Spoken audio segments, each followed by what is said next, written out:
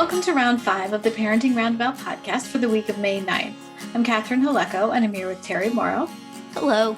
And Nicole Eridix. Hi there. Today, we're taking a break from talking and complaining and obsessing, and instead shouting out things other people are doing that we think you'll find as useful or enjoyable as we do. We call this our Roundabout Roundup, and I am going to shout out a piece of theater. So my son's high school just finished doing several performances of a play called Puffs, and it is I got to pull up the subtitle because, okay, cut this part. Okay. A play called Puffs, or 7 Increasingly Eventful Years at a Certain School of Magic and Magic.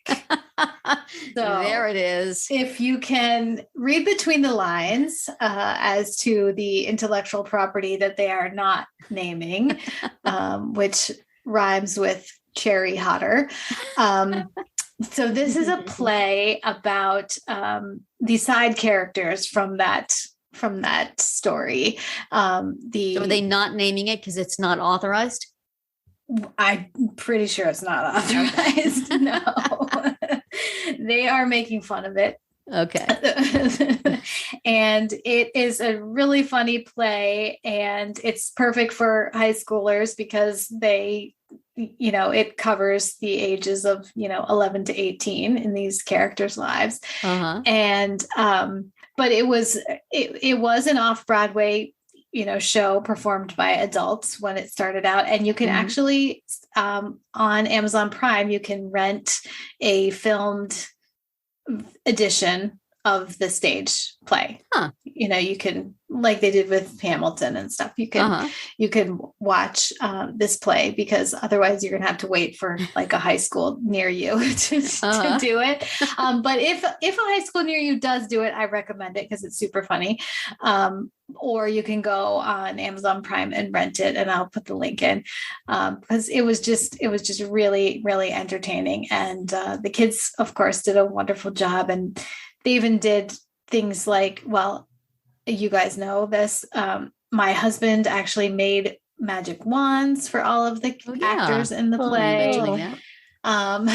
He, got a whole bunch of sticks and carved them and sanded them and shaped them and wired them up with lights and batteries. And so that was fun. And then another family, they made chocolate frogs and jelly beans, and they made chocolate covered pretzels that look like magic wands, and they sold those before the show and during intermission. And those are all references to who.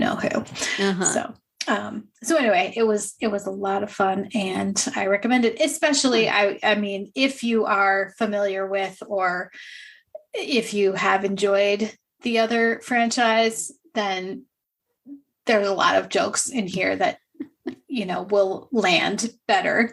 But even if you don't, it's still quite funny. So Puffs, the play. Fun. And how about you, Nicole? What would you like to share this week? Well, I think women of a certain age will appreciate this because it's a portable desk fan. Oh, and that's yes, cool. And you plug it in. It's got a USB. So it can just sit right there beside your computer, and it puts out the loveliest, most gentle breeze imaginable. And it's got a very, it's just like a little whirring. It's really quiet. As the description says, it's whisper quiet cyclone air technology. And it's portable. And yeah, I love it, especially, like I said, there's certain times of the day where I feel myself getting a little hotter than normal. And plugging this in really helps me. Wow. So you can plug it into your computer, or do you have to plug it into a USB? It's a USB. So if you've got like an attachment to your computer, you can do. plug into that. But it is lovely, and it's so quiet, and it's just got, like I said, the nicest little breeze. So that is appealing. I have a very large, old fan next to my desk that was in the attic for maybe 20 years and is probably from the 80s and is caked with dust that is so caked on it does not fly off when I turn it on. And it cools me admirably, but it is not quiet. And it is a little distressing to see how dirty it is. So maybe I'll look into that. Maybe it's time to move up. And the one that I've shared online here, you can actually, change the settings via an app. Mm-hmm. But the one I have, you can change the settings by tapping it. So you can tap it to start, tap it twice to get fancy. It's quite fancy, and it's nice. Quite inexpensive too. Yeah. You can tap it to stop. It's pretty cool. So that's what I'm shouting out. Oh, and if you get the one that I recommended, if you click the coupon box, you'll save an extra $1. Ooh. There you go. Cool. Literally cool. That's right.